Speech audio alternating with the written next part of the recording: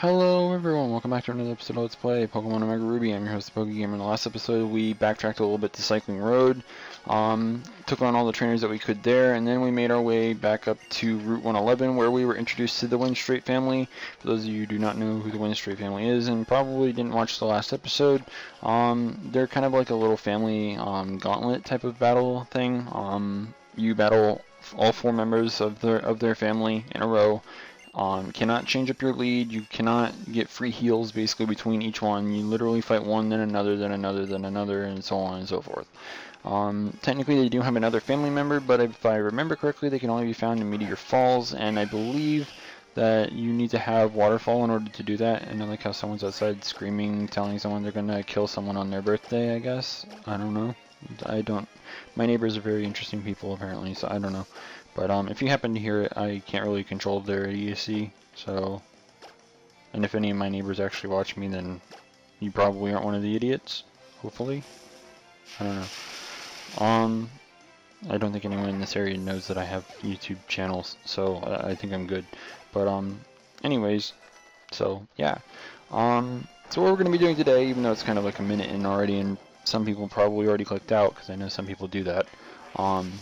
Still love people click my stuff and actually, you know, watch even if it's for a few seconds. So, you know, still love.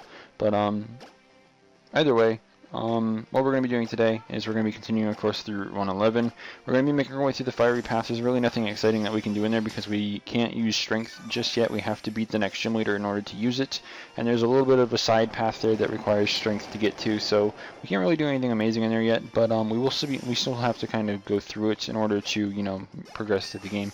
And from there we'll be making our way back to Route 111, where in the next episode we'll be able to encounter a new character that was implemented into the OmegaRuby and AlphaSapphire games. We will also be introduced into the secret base mechanics of the game, which means I can technically, you know, give out a secret base and, you know, have people just battle me with my current team if they want to. That really wouldn't be very fun though, so I mean, I don't know, I might work on the base off screen when we get way late in the game, but on screen, probably not. So I mean we're kind of forced to check out a secret base when we get around to actually learning the mechanics of the game. So I mean, it's just something that's going to be, you know, there, but I mean, not much that we can really do on screen with it anyways. We don't have any, well actually that's not true. I think we have at least 4 or 5 decorations. And I think we're even given some to start. I believe we're given like a table, a couple chairs, stuff like that. A lot of important items that we can get, that some of them you can't even get until Saturday, which is something I might have to like either adjust my, you know, 3DS's thing to get them, or, you know, something like that. I don't know, I'll have to look into it, but something that we'll have to revisit at some point, but it's kind of way late down the line. Because, I mean, I don't know, it's kind of weird that they did it like that, but whatever. It's not like they haven't done something like that before.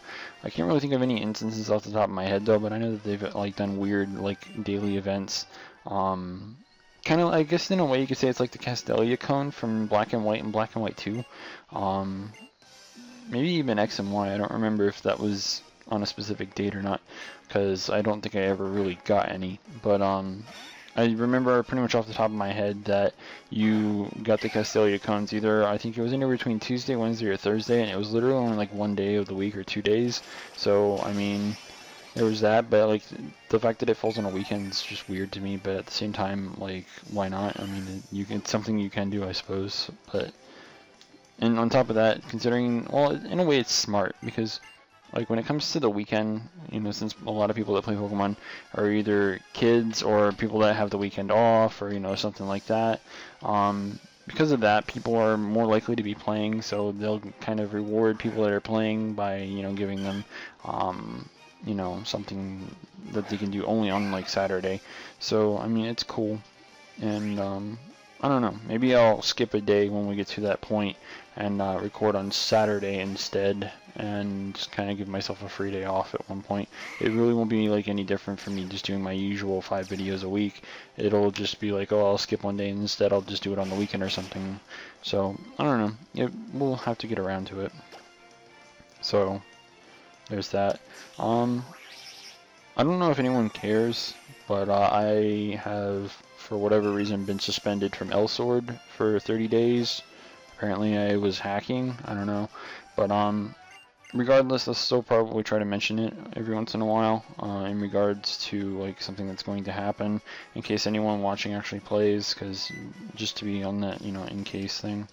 I do know that Ara's new path, her new job basically comes out like in, I don't know, over less than 12, not less than 12, less than 24 hours, of course.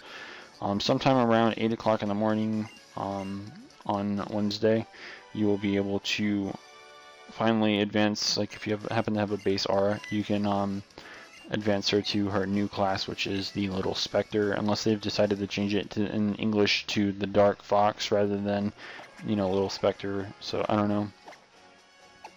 I don't know why, but like my camtasia is weird. Like whenever I'm doing my commentary, I look at it and I guess because of the fact that maybe I have it shrunk down a little bit, things like to flicker around and whatnot.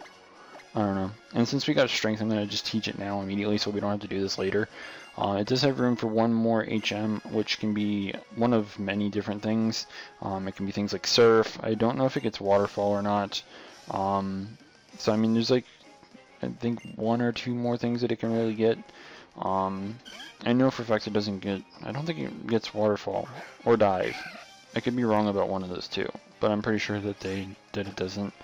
So I mean, I do know that it gets Surf, but I mean, in a way that's kind of all the major like HMs. Waterfall is going to be something I end up giving to Marshtomp when we get around to it. Good physical water move, chance of flinch, of course, stuff like that. So I mean, really, you need it to get through certain areas of the game, and you also just have it as a good stab physical water move that has a good chance of flinching. So I mean, or at least a chance of flinching. So I mean, I don't know.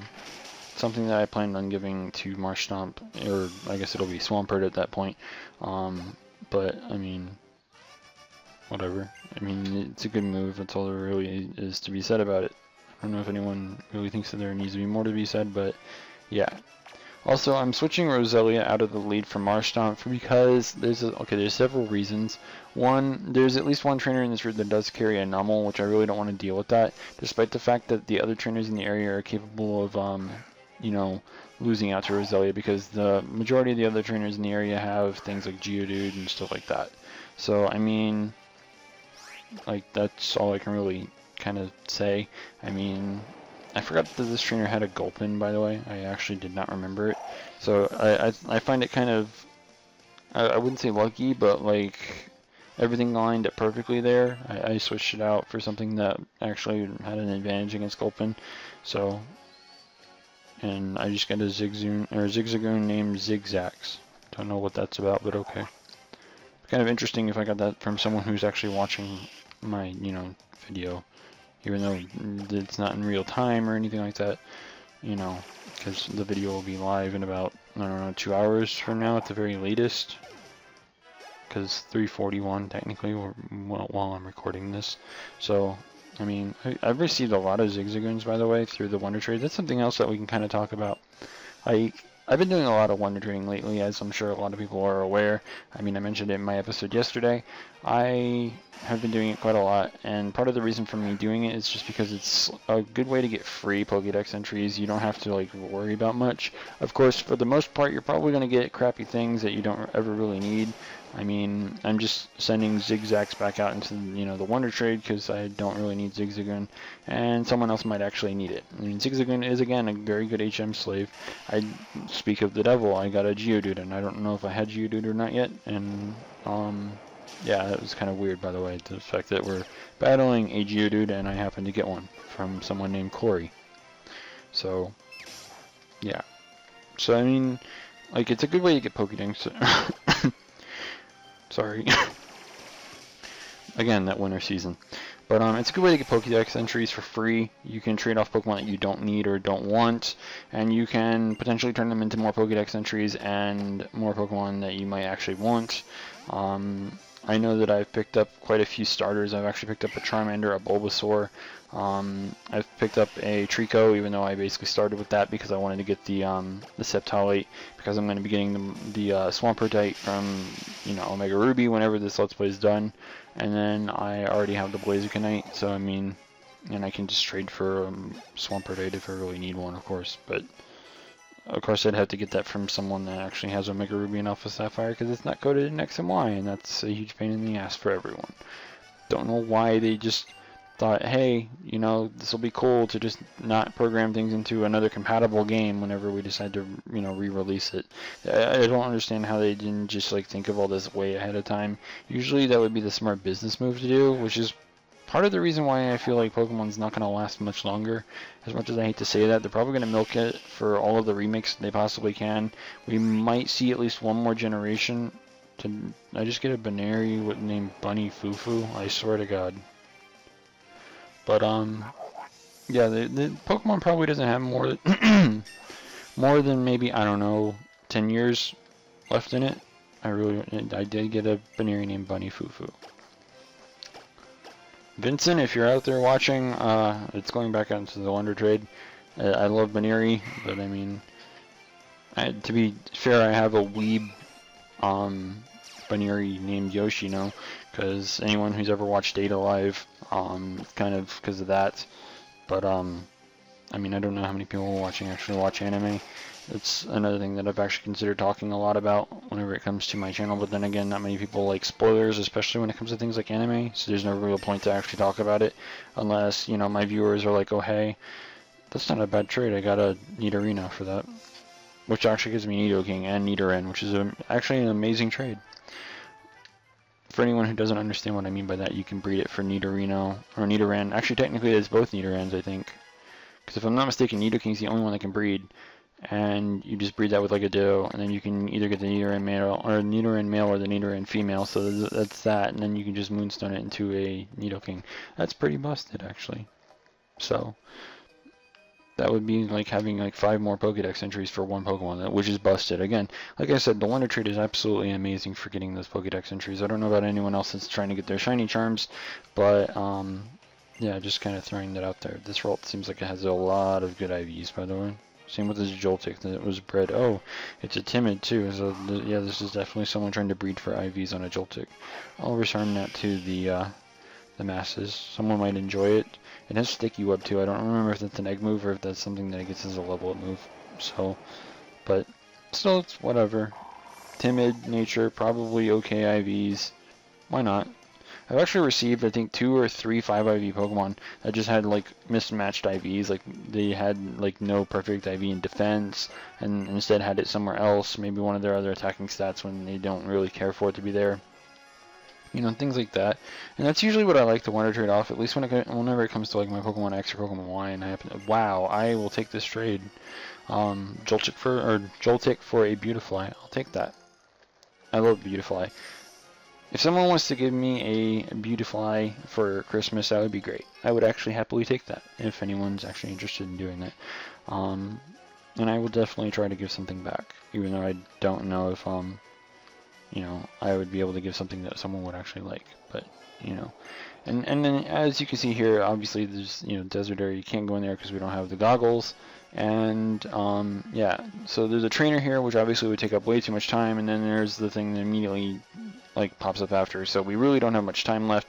So in the next episode, we're going to continue through Route 111, make our way to the next route, and hopefully the next town, which I believe is Fall Arbor Town, and hopefully we can get to the next gym very, very soon, and as well as our next team member, of course. So yeah, be sure to stay tuned for all that. If you haven't already, don't forget to rate, comment, subscribe, and until next time, this is the PokeGamer, signing out.